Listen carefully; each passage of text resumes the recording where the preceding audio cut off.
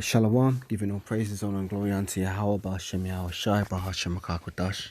Double honors to the elders and apostles of Great Millstone that rule well, and Shalom to you, Arkin, that be pushing this word around the globe with faith and truth and in sincerity. This is the brother Caleb from the GMS London Forecasters Camp, back with another lesson, Lord willing, to feed the hopeful elect of the Lord. I'd like to start by saying that we are the real Hebrew Israelites.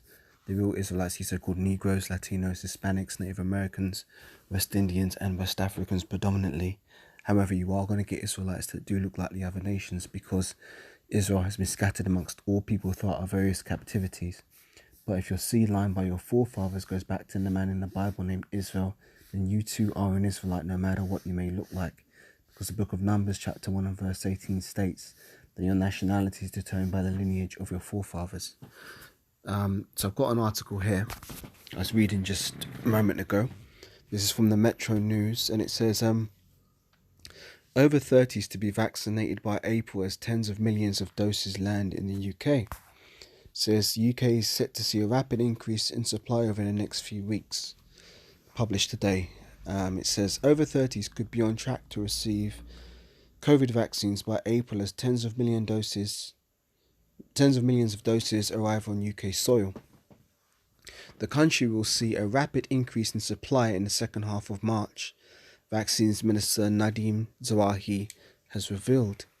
England alone is set to administer 4 million jabs a week after UK vaccinations fell to just over 2 million every 7 days. It says, speaking to the Women and Equality's House of Commons Committee, Mr. Zawahi said, until now, supply has been finite, but the situation is about to get easier.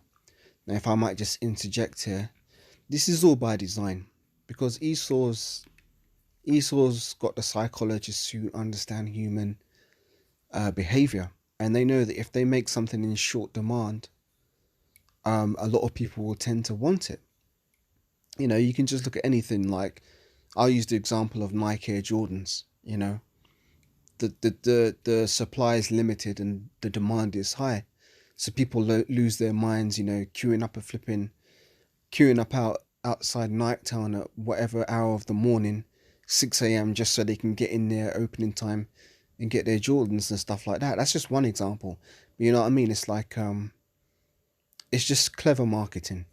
You know, you make something in short supply, advertise the hell out of it, and people are gonna want it, and they're gonna go crazy to get it. When in reality, it's not something really to be falling over yourself to get anyway, because the scriptures say that Leviticus 19 verse 28 states that you're not supposed to be making any cuttings in your flesh. So you know you're not supposed to be getting this stuff. But let me continue on, then I'll get some scriptures, Lord willing. It says, he said, in the second half of March, you will see a big uplift in supply. Up until now, it has been finite. We've had good volumes, but when your supply is finite, you have to try and make sure each region gets enough doses to the cohort target. So when we were focused on priority groups 1 to 4 by the middle of February, we have to make sure each region that have the vaccine available to them. So it's like, if that sentence sounds strange. It says, now obviously we see more, and I'm expecting tens of millions of doses to come through. That becomes a little bit easier, which allows us, for example, to double the number of pharmacies that will come online for delivery from 200 to 400. The whole country will see a rapid increase in the number of people getting their first dose and getting protected, whilst obviously we do second dosing at the same time. The vaccine rollout was extended last weekend to include those aged 56 to 59. If all goes smoothly, people over 30 are likely to be immunized next month, the Sun claims. Healthcare professional draws up a dose of AstraZeneca Oxford COVID-19 vaccine in the syringe at a vaccination centre. Okay, whatever. Some dumbass queuing up to get it here. Supply has been finite, and now the situation is about to get easier. No, it's not going to get easier, because the Lord is going to destroy you people. Let me continue. It says the UK government doesn't publish numbers on vaccine supply, but the Scottish government has revealed it has access to around 900,000 unused doses. Each of the four nations is sent deliveries according to its share of the population, suggesting the total number of jabs available is around 10 million. If correct, this means that NHS doesn't need to slow down first doses in order to give people their second. All over 50s and those with underlying health conditions could be offered the vaccine by the end of March, meaning that over 40s and 30s could be invited by April. The government has vowed to vaccinate all UK adults by the end of July. You keep your vow, man. You can take your vaccine and stick it where the sun don't shine. It says the government has vowed to vaccinate all adults by the end of July, and the Sun estimates that those aged 18 to 29 could get their invites as early as May. Nearly 23 million people have been given their first vaccine dose, while 1.2 million have received their second. The devolved governments have confirmed Brits can expect to see a surge in the supply chain over the coming weeks. Welsh First Minister Mark Drakeford said he was confident that there would be significantly greater volumes in March. Meanwhile, Scotland's First Minister Nicola Sturgeon has promised supply boost will allow for very significant acceleration of the vaccine programme. So they're looking to accelerate this thing, and you know what? That's good news. That's actually good news, because the more they accelerate this thing, the more they hasten towards the coming of our Lord Yahweh Shai. Let me get this in some scriptures. Now we start with Revelation 12 and 12, so we'll start there. Therefore rejoice, ye heavens, and ye that dwell in them. I should read into it. Now I'm going to read in from verse 10. And Revelation 12 and 10, and I heard a loud voice saying in heaven, now is come salvation and strength, and the kingdom of our power, and the power of his Hamashiach. For the accuser of our brethren is cast down, which accursed them before our power day and night. And they overcame him by the blood of the Lamb, and by the word of their testimony, and they loved not their lives unto the death.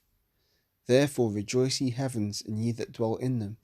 Woe to the inhabitants of the earth and of the sea, for the devil is come down unto you, having great wrath, because he knoweth that he hath but a short time. And that's the time that we're in. As you heard from that article, they're looking to hasten this thing. Where's the article gone? There we go. They're looking to hasten this thing to try and get all the adults vaccinated by the end of July. So that means that Esau knows that he's got a short time left to rule, and he's quickly trying to push his agenda. So let them hurry up, man, because every second that passes draws us 1 second closer to the coming of Yahweh Shai.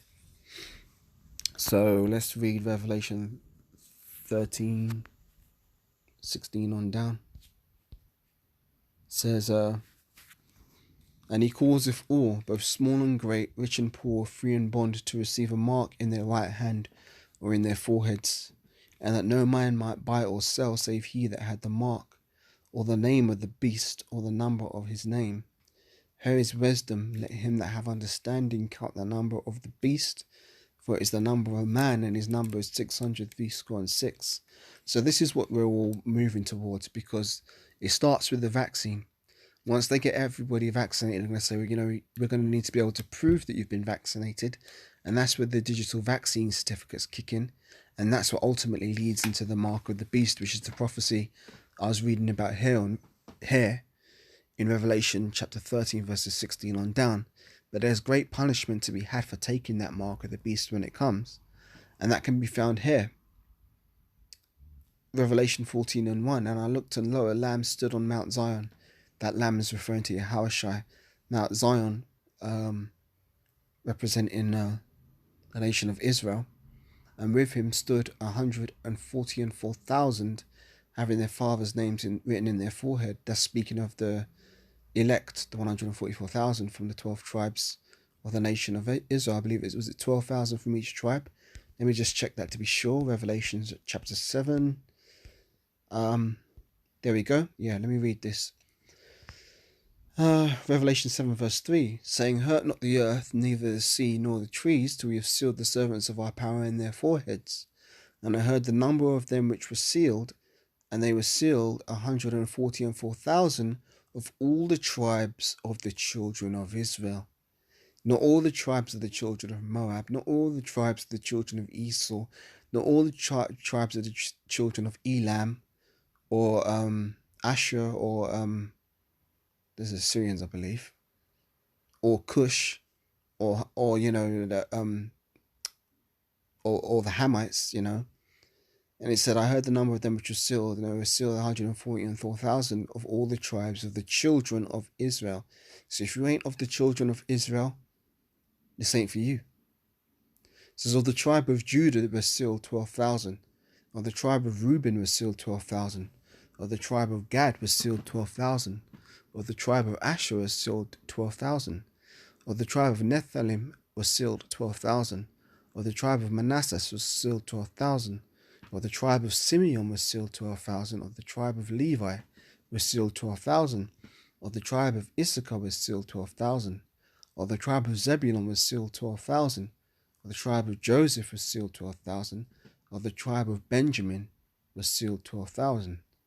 After this I beheld, and lo, a great multitude, which no man could number, of all nations and kindreds and people and tongues, stood before the throne and before the Lamb, clothed with white robes and palms in their hands.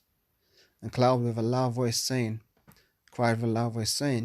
Salvation to our power, which sitteth upon the throne, and unto the Lamb. Now that great multitude is talking about the 1/3 of the nation of Israel, and when it says they came, that which no man could number, of all nation, kindreds, and people, that's talking about the dispersed Israelites that are scattered amongst the other nations, and that look like the other nations, but ultimately their seed line goes back to the man named Israel in the Bible. So they're Israelites. Going back to Revelation chapter 14, it says, and lo, I looked, and a lamb stood on Mount Zion, and with him 144,000, having their father's name written in their foreheads, meaning that they've been sealed with this truth in their heads, yeah? And they haven't taken... There's two types of marks. There's the mark of exemption, which is talking about here, the father's name written in their foreheads. There's the mark for destruction, which is the mark of the beast.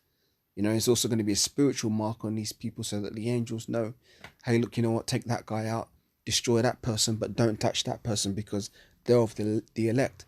So either way, you're getting marks, whether you're marked for salvation, or whether you're marked for destruction. And I heard a voice from heaven, as the voice of many waters, and as the voice of great thunder. And I heard the voice of harpers harping with their harps. And they sung as it were a new song before the throne, and before the four beasts and the elders. And no man could learn that song, but the 144,000 which were redeemed from the earth. Meaning that nobody's going to be able to understand these precepts and breakdowns, this knowledge, wisdom, and understanding of the Holy Scriptures, except the elect, the 144,000. It says, these are they which were not defiled with women, for they are virgins. And these are they which follow the Lamb whithersoever he goeth. And when it's talking about not defiled with women, it means that we're not defiled with other doctrines. You know, we're not going into Islam, we're not going into Christianity, we're not going into Buddhism, we're not going into Hinduism. You know, we're not going into those false doctrines which are likened unto women. Just like the knowledge, wisdom, and understanding of these scriptures is likened unto a woman in Proverbs, the 1st chapter. For edification's sake, let me jump there. Proverbs, where are we?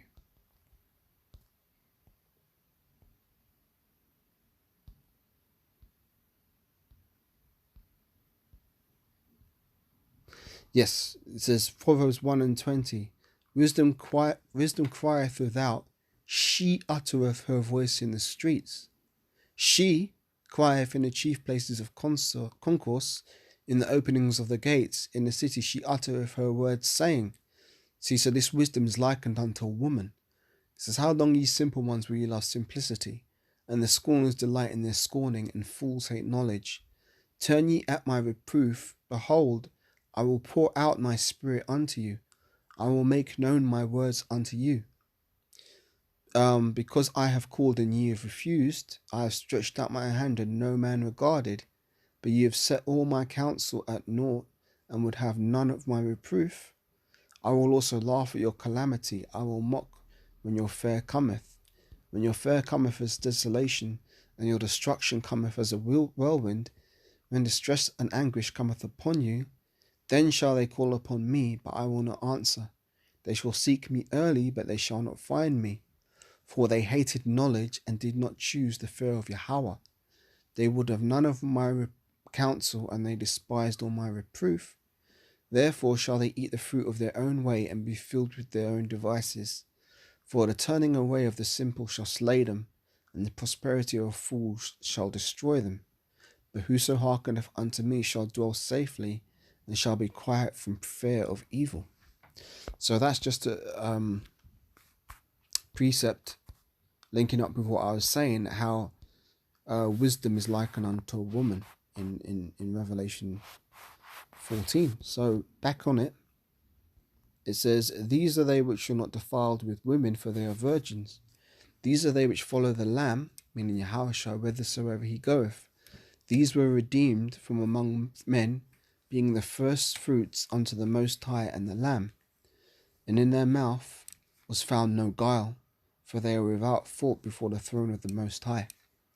And I saw another angel fly in the midst of heaven, having the everlasting gospel to preach unto them that dwell on the earth, and to every nation and kindred and tongue and people, saying with a loud voice, fear the Most High, give glory unto him, for the hour of his judgment is come, and worship him that made heaven and earth and the sea and the fountains of waters.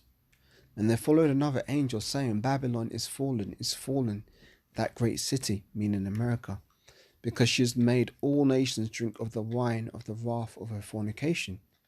And a third angel followed them, saying with a loud voice, if any man worship the beast and his image, and receive his mark in his forehead or in his hand, the same shall drink of the wine of the wrath of the Most High, which is poured out without mixture into the cup of his indignation, and he shall be tormented with fire and brimstone, speaking of the nuclear destruction, and in the presence of the holy angels, and in the presence of the Lamb, meaning when the chariots, which is what the world calls UFOs, come back to save the elect and destroy this place.